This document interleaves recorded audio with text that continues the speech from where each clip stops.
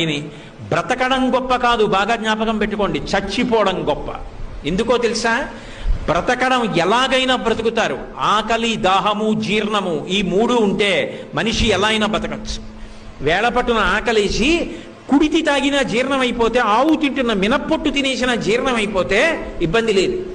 దాహం వేసి ఏది తాగినా జీర్ణం అయిపోతే ఇబ్బంది లేదు, బతికేయచ్చు. చచ్చిపోవడం అంత తేలిక కాదు.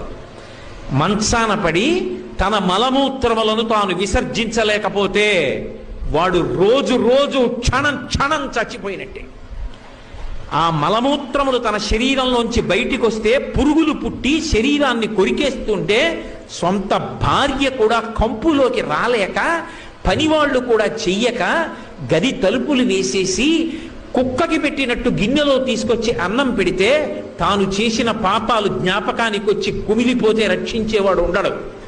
అనాయాసంగా